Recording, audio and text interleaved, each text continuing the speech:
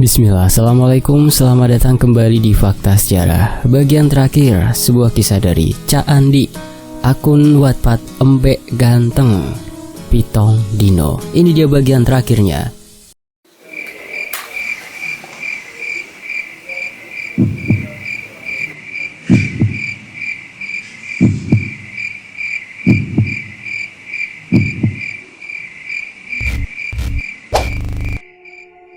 Naya berdiri di sebuah ruangan yang terasa sangat familiar bersama Bu Retno. Naya mengenali kamar ini, kamar Yudis. Mereka tak lagi berada di teras rumah. Naya melihat Amar di atas ranjang sedang menangis. Tak ada seorang pun di kamar itu. Anakku. Ia segera mendekati Amar, hendak menggendongnya. Tapi tak bisa. Ia tak bisa menyentuh Amar. Tangannya menembus tubuh bayinya.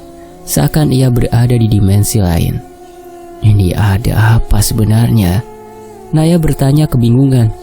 Lihat saja. Lalu pintu terbuka. Naya melihat dirinya sendiri masuk dari pintu kamar dan menggendong Amar yang menangis. Naya membuka kancing dasternya lalu menyusui Amar sambil berputar-putar pelan di kamar. Naya ingat, ini adalah malam pertama setelah Bu Retno meninggal. Srek, terdengar suara di luar jendela. Naya menoleh, tapi tak ada apa-apa. Ia kembali menyusui Amar. Lihatlah keluar jendela, ujar Bu Retno. Naya beranjak dari tempatnya berdiri dan berjalan menuju jendela. Ia melihat seseorang menempelkan wajahnya di kaca. Roso tengah mengintipnya menyusui Amar di dalam kamar. Jadi, Bu Retno mengangguk. Lalu semua di sekelilingnya menjadi berkelebatan lagi. Kali ini mereka berada di rerimbunan belakang rumah di sore hari. Naya mengerjapkan matanya, karena semua seakan berganti begitu tiba-tiba. Naya melihat Naya berjalan ke arah kamar mandi, melihat dirinya sendiri. Ia mengalungkan handuk di lehernya. Ia masuk ke dalam kamar mandi setengah bersenandung. Oh, ini? Naya mengingat sesuatu. Tak berselang lama, seseorang mengendap-endap dari samping kamar mandi. Orang itu dengan cekatan memanjat pohon mangga dan merebahkan dirinya di atas genteng kamar mandi. Roso menempelkan wajahnya, mengintip Naya mandi dari celah atap. Seketika Naya merasakan risih yang luar biasa. Walaupun saat ini bukan dirinya yang sesungguhnya tengah diintip. Ibu tidak rela menantuku digituin orang seperti Suroso. Ibu ingin memberitahu kamu, tapi ibu tidak tahu caranya. Yang ibu punya cuma ini. Bu Retno memperlihatkan sebuah untayan kembang setaman dan pandan di tangannya. Ronce kembang pandan yang kamu buatkan untuk keranda ibu. Ibu senang sekali, Nduk. Naya menatap lekat untayan ibu sambil tersenyum. Jadi wangi pandan itu tandanya ibu ngasih tahu aku, Bu. Bu Retno mengangguk. Hanya itu yang ibu bisa, Dok. Ngasih tanda wangi pandan ke kamu setiap akan ada bahaya. Saat kamu meninggalkan Amar sendirian di kamar malam-malam, ibu kasih kamu tanda supaya kamu cepat kembali ke kamar, sebab Amar dalam bahaya. Yang aku lihat di jendela itu bukan ibu ya, Bu? Bu Retno hanya menggelengkan kepala. Itu setan yang mencelakakan ibu, Dok. Tapi pas Amar sempat hilang, aku cium bau pandan. Apa ibu yang sembunyikan Amar? Ibu terpaksa. Saat itu Amar sedang sendirian. Setan itu hampir mendapatkan Amar, Dok. Makanya ibu sembunyikan Amar di bawah ranjang. Terus ibu tutupi semua dengan bau pandan. Setan itu marah dan menyobek-nyobek bedong Amar. Naya menatap ibu mertuanya lekat. Berarti selama ini ia sudah salah sangka dan menuduh almarhumah mertuanya dengan tuduhan yang buruk sekali. Maafkan aku, Bu. Naya mendekap Bu Retno. Ia memejamkan matanya, merasa sangat bersyukur memiliki mertua seperti Bu Retno. Tak ada lagi rasa ragu dan takut di hatinya. Bu Retno membalas pelukan Naya dengan senyum di wajahnya. Lalu saat Naya membuka mata, Mereka tengah kembali bergandengan tangan di teras rumah utama. Amar nampak tenang tertidur di gendongan Bu Retno. Naya memandangi wajah mertuanya, seakan masih tak percaya bahwa orang di sebelahnya ini telah tiada. Ia ganti memandangi Amar yang terlelap di gendongan Bu Retno. "Boleh aku bawa Amar, Bu?" Bu Retno menghela nafas panjang. Sebenarnya ia sangat tidak ingin berpisah dengan cucunya yang baru beberapa hari saja ia temui secara langsung. "Kemarikan tanganmu, Dok."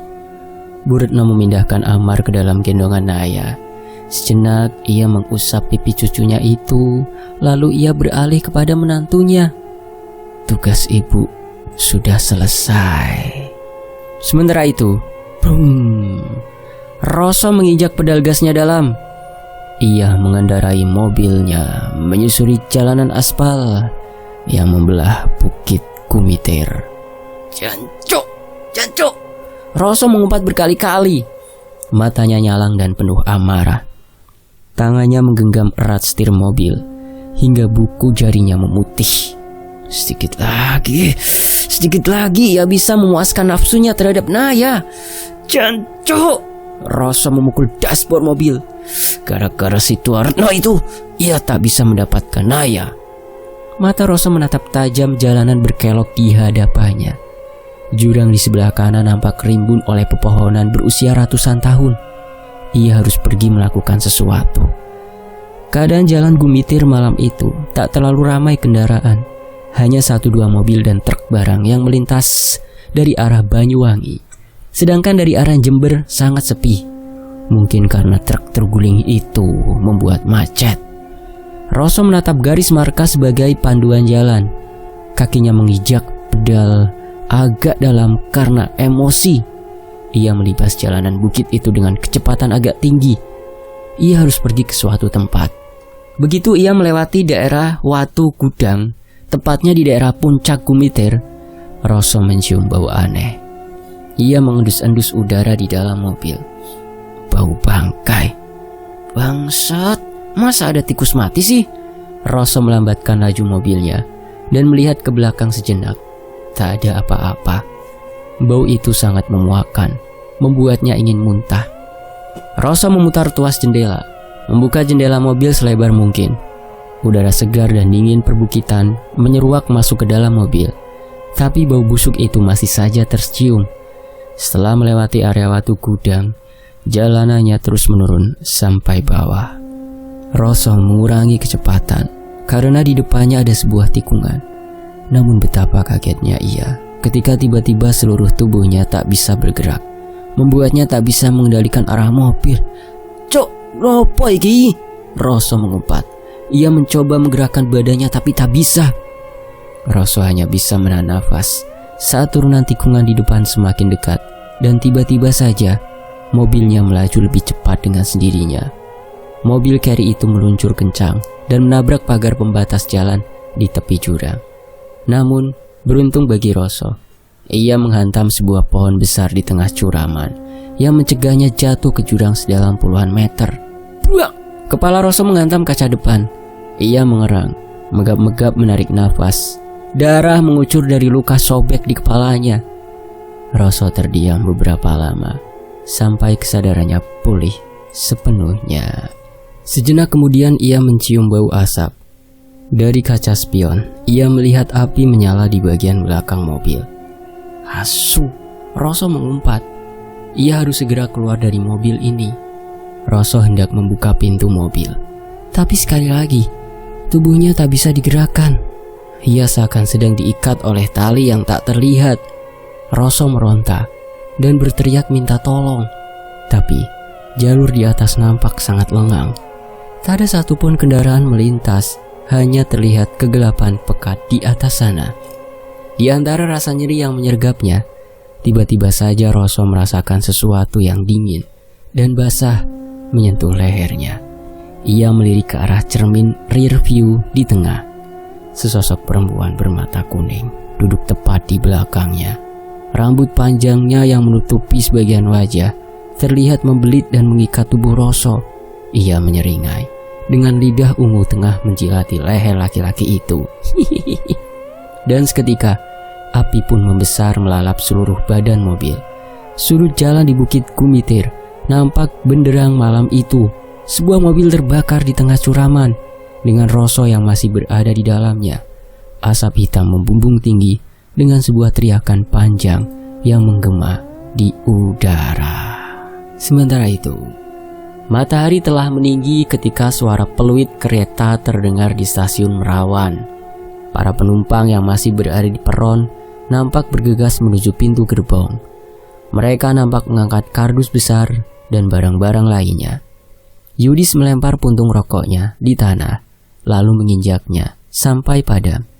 Ia menyalami Nasrul dan Mas Irham yang mengantarnya menggunakan mobil ke stasiun. Yudis berlari kecil menuju gerbong dan melompat naik. Ia berdiri sejenak, lalu mengangguk ke arah Nasrul dan Mas Irham yang berdiri di peron. Yudis berjalan masuk, mendekati Naya yang tengah asyik bermain-main dengan Ammar di kursi mereka. Masih sakit? Yudis memeriksa lebam di wajah Naya. Naya menutupi sebagian wajahnya menggunakan masker medis dan topi rajut. Enggak, jawab Naya singkat.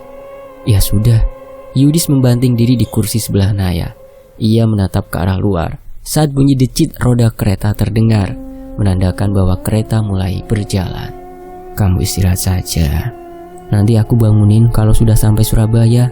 Sementara itu 5 jam sebelumnya. Naya membuka matanya, lalu terduduk di ranjang. Ia mengerjapkan matanya karena cahaya matahari yang masuk dari jendela. Cuit burung yang berterbangan di luar menandakan bahwa hari baru telah dimulai. Aduh, Naya meringis, merasai perih di sebagian wajahnya.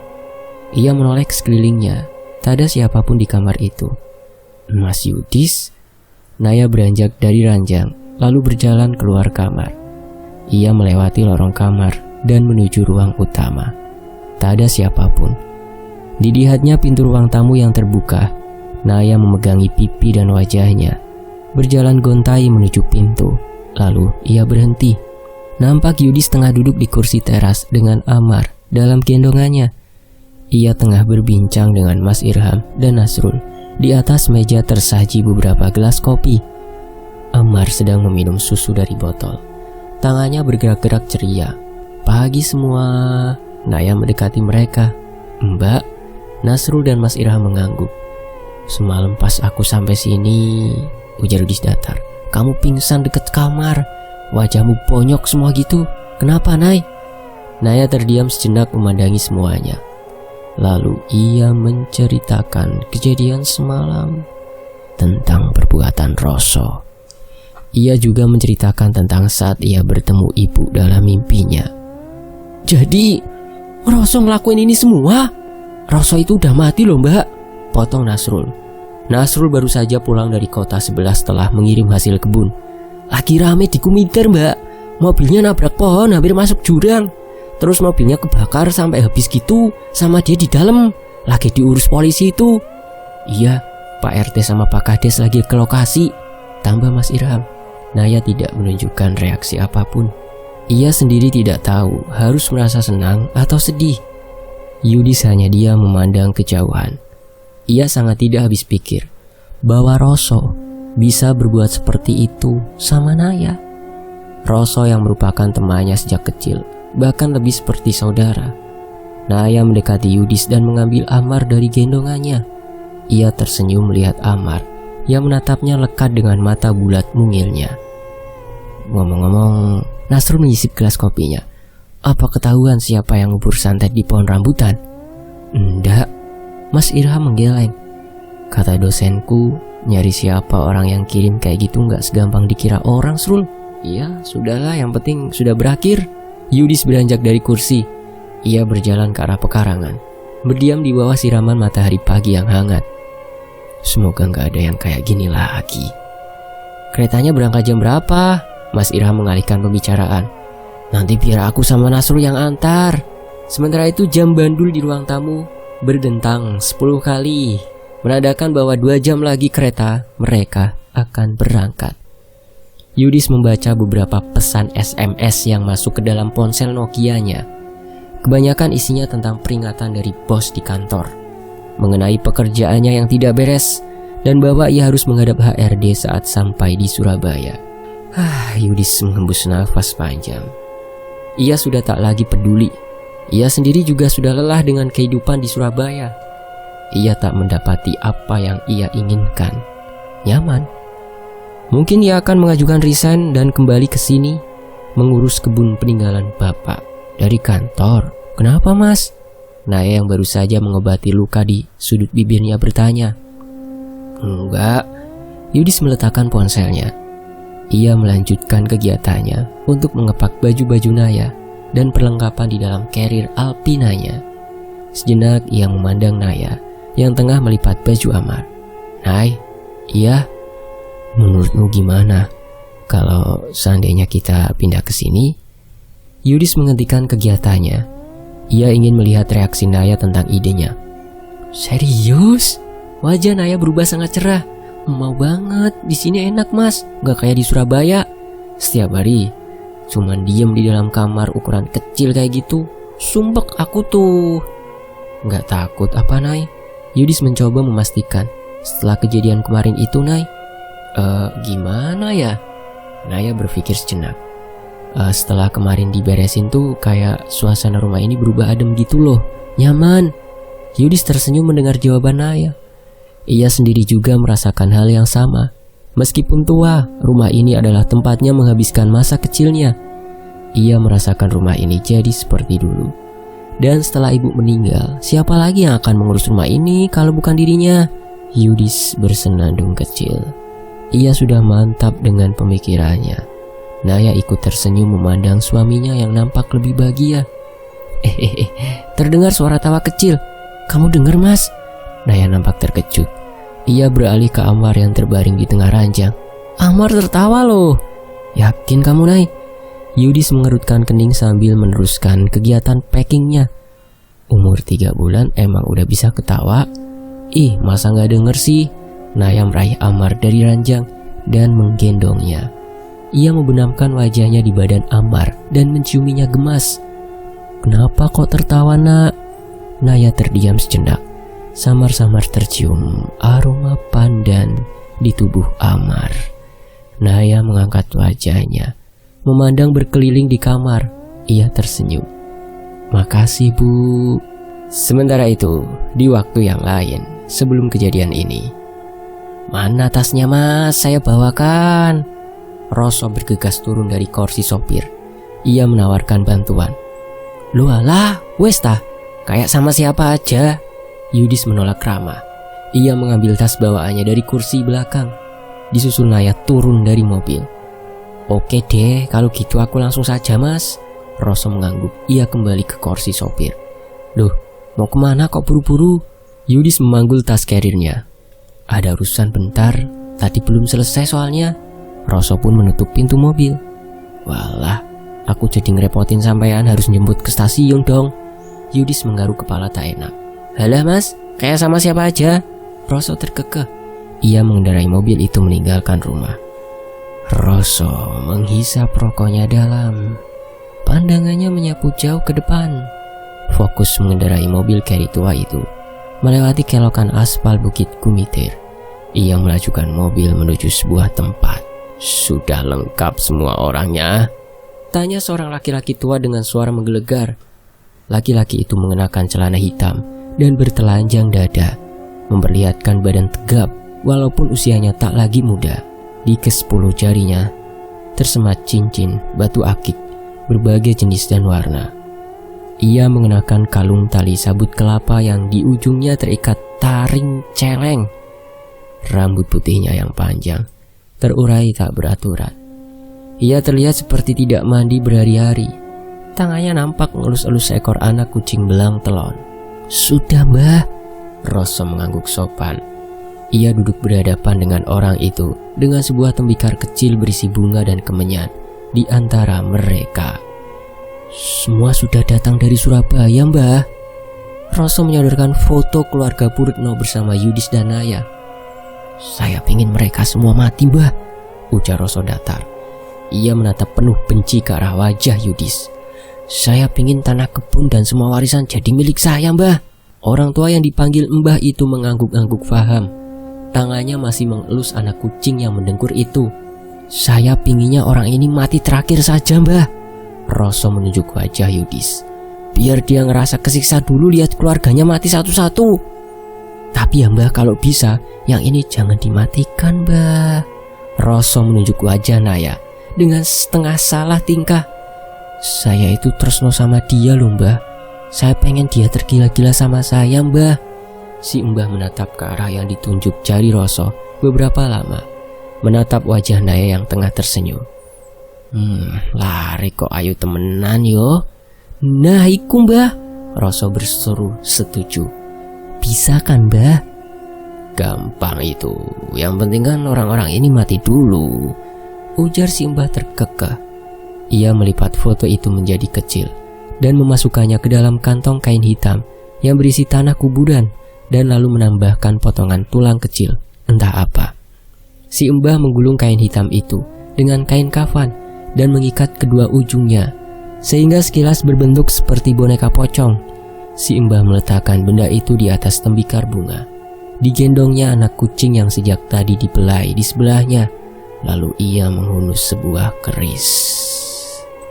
Dengan gerakan cepat ia mengiris leher anak kucing tersebut, memegang ekornya dan menggantungnya terbalik. Darah mengalir deras di atas kain dan bunga itu, menjadikan semuanya merah pekat. Anak kucing itu bergerak-gerak kejang selama beberapa saat.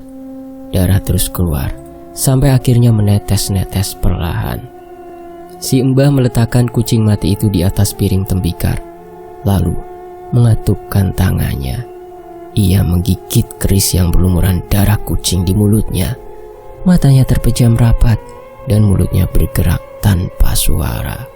Roso hanya terdiam mengamati si Mbah yang nampak mematung. Beberapa bulir air keringat menetes panjang dahinya. Mata Roso beralih ke arah tembikar. Asap kemenyan yang membumbung tinggi perlahan bergerak turun, lalu masuk ke dalam gulungan kafan, seakan kain itu menghisapnya. "Nanti pas matahari sudah tenggelam, kamu pendam ini dekat rumah." Sementara itu, tadi seusai maghrib, Roso yang baru tiba dari rumah si Mbah langsung memendam benda itu di bawah pohon rambutan. Kini ia tengah berada di kamarnya, di rumah belakang yang terpisah dari rumah utama. Ia mengintip dari jendela. Dari sini ia bisa melihat ke teras rumah utama, di mana terlihat ketiga orang itu tengah asyik bercengkrama. Mata Roso lekat menatap sosok Naya yang nampak cantik mengenakan daster selutut. Roso menaruh rasa dengan Naya sejak pertemuan pertama mereka, yaitu saat pertunangan Yudis dan Naya. Sosok Naya yang anggun dan sangat perempuan menjadikan Roso seakan leleh dibuatnya. Pertemuan kedua, yaitu saat acara pernikahan Yudis dan Naya. Darah Roso berdesir saat melihat kecantikan Naya mengenakan baju pengantin adat Jawa. Kulitnya yang bersih langsat dibalut kemben sedada membentuk lekukan indah, membuat Roso semakin mantap untuk bisa menguasai Naya. Setahun lebih lamanya, Roso membayangkan Naya dalam malam-malam kesendiriannya. Foto bersama Yudis, Naya dan dirinya saat acara pernikahan ia jadikan sebagai pemuas gelora dalam dadanya. Berandai-andai Naya bisa menjadi miliknya. Lalu puncaknya, saat tadi pagi bertemu Naya di stasiun. Naya yang baru melahirkan 3 bulan lalu tampak jauh lebih cantik. Tubuh ibu muda itu menjadi lebih berisi, sangat pas dengan selera Roso. Nafas Roso memburu memandangi Naya dari kejauhan. Sebentar lagi ia tak perlu berandai-andai lagi. Roso hanya perlu bersabar sebentar lagi. Gimana Nay, kamu sama Roso? Yudis mengedipkan matanya menggoda Naya. Tak tutuk lo ndasmu. Naya mencubiti pundak Yudis. Aduh. Yudis memegangi tangan ibunya. Bu, lihat ini lo tingkah mantumu. Bu Retno tertawa melihat tingkah anak dan menantunya. Ia menepuk-nepuk cucunya yang nampak terusik suara keduanya. Mata Roso melirik ke arah pohon rambutan. Ia melihat kepulan asap putih yang keluar dari tempatnya, memendam benda pemberian Abah. asap putih itu melayang-layang di atas pohon. Pelan asap putih itu berkumpul semakin banyak, membentuk sesosok perempuan. Lalu sosok itu melesat ke arah Bu Retno bersama dengan hembusan angin yang membuat daun kering beterbangan. Bayangan putih itu merasuk, membuat Bu Retno yang sudah sepuh terbatuk-batuk keras. Roso tersenyum. Permainan dimulai. Matahari berada di barat, menyinari sebuah kamar dari celah jendela yang tertutup. Cahayanya terasa tak terlalu panas. Jam di dinding kamar menunjuk angka 2.30. Suara detiknya yang teratur menemani seseorang perempuan tua yang tengah tertidur menghadap tembok. Di belakangnya terlihat sang cucu yang juga tertidur lelap. Owe! Tiba-tiba saja sang cucu menangis keras. Bu Retno tersentak. Matanya masih terpejam, tapi ia bisa mendengar jelas suara tangis cucunya di belakang. Kepalanya terasa sedikit pening karena tiba-tiba harus terbangun. Ia hendak berbalik untuk menenangkan cucunya. Bu Retno memaksakan diri membuka mata. Sepasang mata kuning balas menatapnya. Sepasang mata seseorang perempuan yang nampak mendelik, dengan rongga mata berwarna merah dan wajah kotor kehijauan. Rambutnya panjang tak terawat. Perempuan yang mengenakan baju putih kusam itu berbaring tepat di antara Bu Retno dan tembok. Mulut Bu Retno terbuka hendak berteriak, namun rambut panjang wanita itu seketika melesak masuk ke dalam mulutnya. Bu Retno hanya bisa mengerang ketika merasakan rambut panjang itu memaksa masuk melalui kerongkongannya, memenuhi isi perutnya. Ia ingin muntah. Perempuan itu menyeringai dengan gigi kotor kehitaman. Kenapa nak? Lapar ya? Sebuah suara terdengar di belakang. Bu Retno bisa mendengar suara menantunya masuk ke kamar dan menenangkan Amar. Bawa pergi Amar dari sini. Bu Retno ingin berteriak, namun rambut tebal di dalam perut dan mulutnya membungkam suaranya. Rambut di dalam perutnya mengembang, terus mendesak ke organ-organ dalamnya. Ujung rambutnya seakan terbuat dari jarum yang menusuk-nusuk, membuat wanita tua itu mendelik menahan perih. Yang keluar dari mulutnya hanya suara erangan berat. Matanya melotot dan jarinya menegang merasakan sakit. Ya Tuhan, Naya bergegas keluar dari kamar setelah melihat wajah Bu Retno. Sosok perempuan mengerikan itu melayang di atas Bu Retno. Lalu sisa rambutnya yang lain memanjang, melingkar, dan membelit seluruh tubuh Bu Retno seperti ular. Rambut itu terus bergerak, membungkus seluruh badannya dari kaki sampai leher. Bu Retno tak bisa bergerak dan dadanya semakin sesak. Nafasnya tersengal. Bu Retno berusaha meronta, namun ikatan rambut itu membelitnya semakin kuat. Bu Retno kelojotan di atas ranjang. Bu Retno, ibu kenapa? Roso memegangi kaki Bu Retno. Ia datang bersama Naya yang berdiri di pintu kamar. Mata Bu Retno mengikuti sosok perempuan itu yang melayang, menyeberangi ruangan, lalu turun perlahan di belakang bahu Naya. Perempuan itu menunduk, mata kuningnya menatap Amar di gendongan Naya dengan tajam. Jarinya yang kurus panjang dan berwarna kemerahan menyentuh pipi Amar. Ia tersenyum lebar, lidahnya keluar menjilati bayi itu. Amar menangis semakin keras. Bu Retno mendelik ke arah perempuan setan itu. Jangan sentuh cucuku. Mata perempuan itu melirik ke Bu Retno, dan tiba-tiba saja rambut yang berada dalam mulut dan perut Bu Retno seperti ditarik dengan satu sentakan kuat. Bersamaan dengan tarikan itu, darah menyembur dari mulut Bu Retno, membanjiri spray dan lantai. Ibu, Naya berteriak.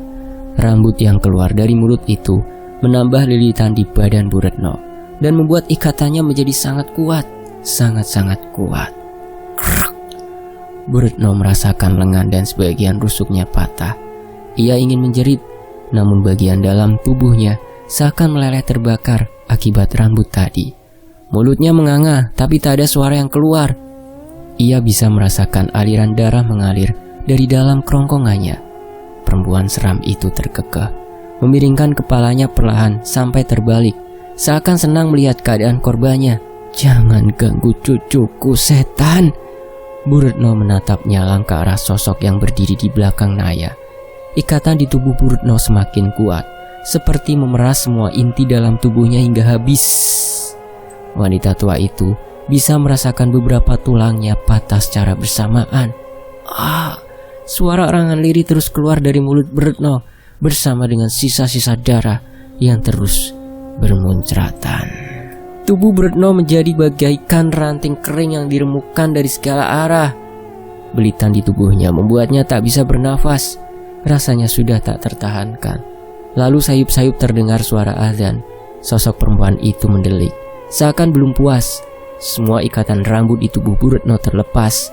Ia melayang mundur sebelum akhirnya perlahan menghilang dari pandangan. Bu Retno yang terbaring di ranjang hanya bisa gemetaran, merasakan nyeri dan perih di seluruh bagian tubuhnya. Wajahnya menyorotkan kesakitan yang teramat sangat. Ia menatap lekat ke arah cucu kesayangannya. Syukurlah, Amar masih berada dalam gendongan Naya. Lalu perlahan semuanya memudar gelap. Dan demikianlah sebuah kisah dari Cak Andi, akun Wattpad Embek Ganteng. Sebuah kisah Pitong Dino. Terima kasih Cak Andi, terima kasih teman-teman. Fakta Sejarah pamit, sampai jumpa di kisah lainnya. Wassalamualaikum warahmatullahi wabarakatuh. Alhamdulillah.